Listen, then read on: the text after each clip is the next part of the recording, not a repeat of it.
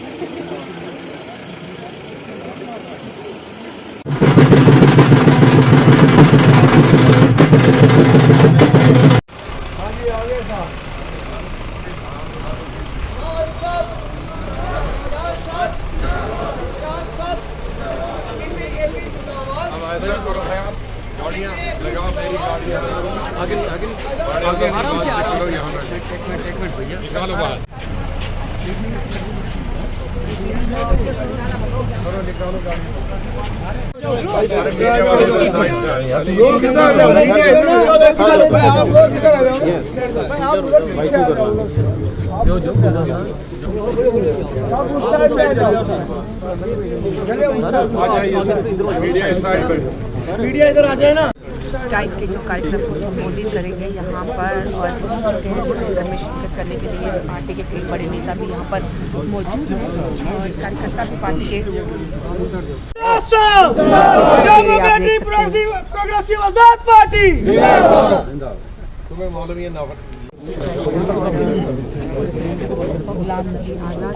जिन्होंने हमें वक्त दिया, टाइम दिया, एक जिम्मेदारी मुझे एक छोटा सा अदना सा वर्कर समझ के आज़ाद साहब ने मुझे दी है। मैं तहे दिल से आज़ाद साहब का शुक्रगुजार हूँ और आज़ाद साहब की पूरी टीम का। आज हमारे गुज्जर बरादरी के लोग और हमारे अर्जैनी के लोग यहाँ आज़ाद साहब को मिलने के लिए आए हैं। मैंने आज़ाद साहब ये बताना चाहता हूँ कि ये मेरी बाड़ के, मेरे घर के लोग हैं। मैंने कहीं किसी जगह नहीं लाए हैं, अपने एक ही जगह के, अपनी बाढ़ के, क्योंकि जो शुरुआत घर से करा है जिसके साथ शुक्रगुजार हूँ। जनाब शरूरी साहब का शुक्रगुजार हैं हम, जनाब चिप साहब का शुक्रगुजार हैं, हमारी बहन अनीता ठाकुर जी है, हमारे डीडीसी अकबाल जी हैं बलेसा से, और मेरी पूरी टीम आज़ाद साहब का शुक्रगुजार है तहे दिल से कि जिस तरह हम गाना बजाना पूरी टीम एक दूसरे की हर बरादरी को लेके चल रही है। हमें खुशी है जनाब, ये लोग जो आए हैं ये कहीं दूर दराज से नहीं, सारे सैनिक कॉलोनी चौधरी और सुजमा के लोग हैं। आदमी 500 बरबारी है सर, ये नहीं समझना कि ये एक आदमी है। एक कुंबे से जरूर है ये आदमी, लेकिन एक आदमी के साथ 200, 300 आदमी हैं। ये आपकी पार्टी को भी सर मजबूत करेंगे। हम रोज़ प्रोग्राम करते हैं, जैसे आज़ाद साहब ने ये अपनी पार्टी बनाई, 1 साल हो गया आज़ाद साहब की पार्टी DPAP पार्टी बनी हुए, तो रोज़ जोकतर लोग जहाँ जुड़ रहे हैं। तो आज उसी सिलसिले में 4 दिन का टूर था जम्मू में आज़ाद साहब का। रोज़ के 30 डेलीगेशन अलग अलग बरादरी के, अलग अलग रीजन के, अलग अलग तहसील के, अलग अलग डिस्ट्रिक्ट के जहाँ मिल रहे हैं। तो इसी तरह आज हमें भी मौका मिला है, हमें गुज्जर बरादरी का as a in charge Jammu province का चुना गया है। तो मैं आज़ाद साहब का शुक्रगुजार हूँ तहे दिल से, और उनकी पार्टी का जनाब तहे दिल से शुक्र का। आज हमारे बरादरी के लोग, जैसे गुज्जर बरादरी के लोग और हर बरादरी के लोग आज़ाद साहब को मिलने के लिए, क्योंकि 4 दिन का टूर था, हम उनका शेड्यूल इतना बिजी था कि हमारा नंबर नहीं आया, लेकिन आज हमें मौका मिला है कि आज़ाद साहब ने टाइम लाया है, क्या मिला।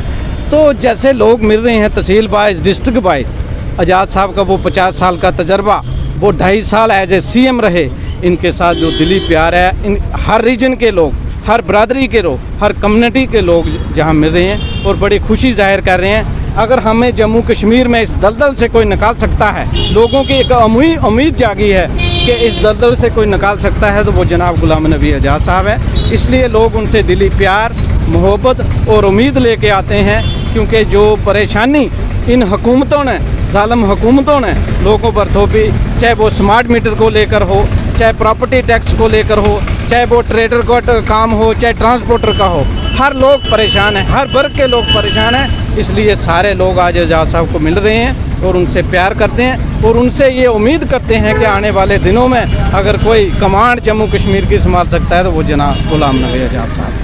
और जैसे उन्होंने बताया कि सिर्फ उनकी जो कॉर्पोरेशन की कॉन्स्टिट्यूंसी है उसी के सिर्फ लोग हैं। बहुत बहुत शुक्रिया और बहुत बहुत मुबारक। और मुझे पूरी उम्मीद है कि आप सभी ST जैसे मैंने कहा कि एसटी में गुजर भाई भी हैं और हमारे गद्दी भाई भी, चाहे उनकी तादाद कम हो लेकिन है नहीं, गुजर और बकरवाल तो है ही हैं, लेकिन हमारे हिंदू एसटी भी हैं, उनकी तादाद चिनाब वैली में है, कठुआ में है हिंदू भाई, उनके भी अहदेदार बनाएंगे, उनकी भी मीटिंग करनी है आपको समझा। एक बात इन्होंने जिक्र किया यहाँ, ये ज़मीन का जो मसला है ये सिर्फ कश्मीरी या गुजर का नहीं है, इसमें सब जम्मू कश्मीर के हिंदू, राजपूत हो, ब्राह्मण हो, एससी हो, कश्मीरी बोलने वाले हों, गुजर हों, एससी एसटी हो। मैं चीफ मिनिस्टर के साथ रेवेन्यू मिनिस्टर, हमारी स्टेट में तकरीबन 70% आबादी, जाहिर है जहाँ मुस्लिम आबादी होगी ज़्यादा तो वहाँ होगी, जहाँ हिंदू आबादी है वहाँ होंगे उससे भी। 47 के बाद बहुत सारे लोग गए आए, तो जहाँ भी सरकारी ज़मीन थी मैदानी इलाकों उसमें वो बैठ गए।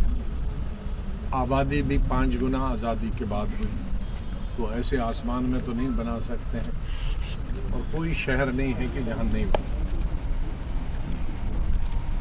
मुंबई में हर 2 साल के बाद कई लाख सरकारी ज़मीन पे उसको रेगुलराइज किया। 80 के बाद कई लाख एकड़ ज़मीन पे हमारी सरकार, दूसरी सरकार, किसी की सरकार, बीजेपी की सरकार, जो सरकारी ज़मीन पे बैठते हैं दिल्ली में।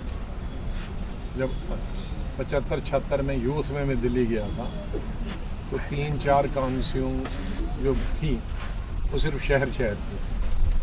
आज 70% दिल्ली है वो देहाती इलाकों में, वो सब सरकार की, और गवर्नमेंट उसको रेगुलराइज कर। तो ये कौन सी स्टेट अलग बन गई कि यहाँ 70 साल से लोग हिंदू हैं या मुसलमान हैं या गुजर हैं, नाम गुजर हैं, वो सरकारी तो स्वाभाविक, ये तो जनरल लोग के। दूसरा फॉरेस्ट एक्ट, सबका वायलेशन यहाँ की सरकार आज है। जब मैं कांग्रेस था, कैबिनेट में था, हम ही लोगों ने कांग्रेस की सरकार में फॉरेस्ट का एक्ट लाया था पूरे हिंदुस्तान के, और वो था एसटी के लिए। हिंदू पूरे देश में 95% उनकी यहाँ असेंबली में उसको दोबारा से पास है, लेकिन पूरे हिंदुस्तान में कानून जो बनाया हमने वो ये बनाया कि जो जंगल में रहते हैं एसटी, हिंदू हो या मुसलमान, बकरी वाले हों, गद्दी हों, गुज्जर हों, ये क्या कहते हैं ये बकरवाल, उनके लिए सरकार ने कानून बनाया, ये अपना घर भी बना सकते हैं, खेती भी कर सकते हैं, और उस खेती का इस्तेमाल भी सकते हैं। ये हिंदुस्तान गवर्नमेंट ऑफ इंडिया का कानून।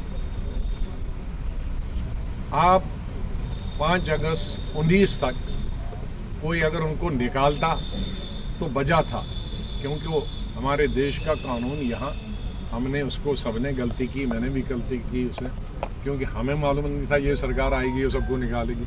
हमें सरकार थी कि भाई 100 साल से, 150 साल से तो कोई निकालेगा नहीं, कानून पास करो या नहीं करो। लेकिन ये कानून 5 अगस्त 2019 को जब ये यूटी बनी तो गवर्नमेंट ऑफ इंडिया का कानून ऑटोमेटिकली इस पर लागू हो गया। अब तो 370 नहीं है, तो जो हमने वहाँ कानून पास किया, जैसे हजारों कानून कहते हैं कि अब यूटी है तो सब लागू होंगे, तो वो क्यों नहीं लागू होगा? आप एक को नहीं कह सकते ये नहीं लागू होगा। तो 5 के बाद वो लागू होगा कि जो फॉरेस्ट में है एसटी, हिंदू, मुसलमान, गद्दी, वो ज़मीन भी जोत सकते हैं, हल भी लगा सकते हैं, घर भी बना सकते हैं, समझे?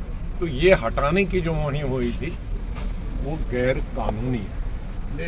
इसीलिए हमने, मेरी पार्टी ने 85 एजिटेशन की स्टेट, और जब नहीं माने फिर गवर्नर साहब को मैंने होम मिनिस्टर को कहा ये तो काम गैर कानूनी है, आप हटा रहे हो।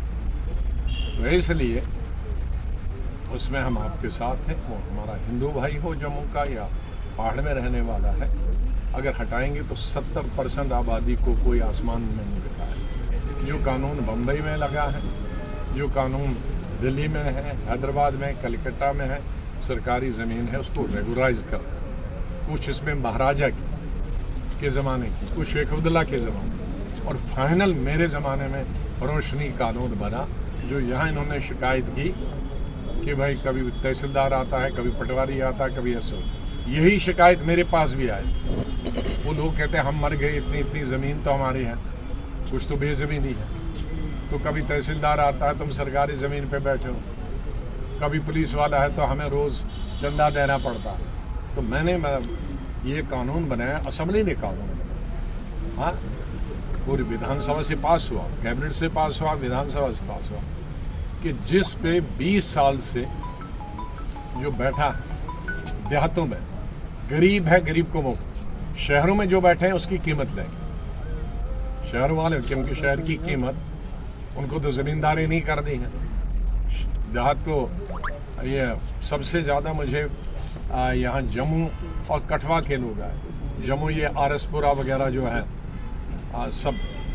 मेरे पास सैकड़ों हज़ारों बच्चे आते हैं, लड़के लड़कियां, जम्मू कश्मीर देहाती इलाकों में, कि हम 5-5 हज़ार से 5-5 हज़ार 9-9 हज़ार रुपए पे 10-15 सालों से काम कर रहे हैं। हमको पक्का नहीं किया जाता। उनकी शादियां भी हुई है और वही भी हुई। मेरे ख्याल में सबसे पहले उनका हक बनता है।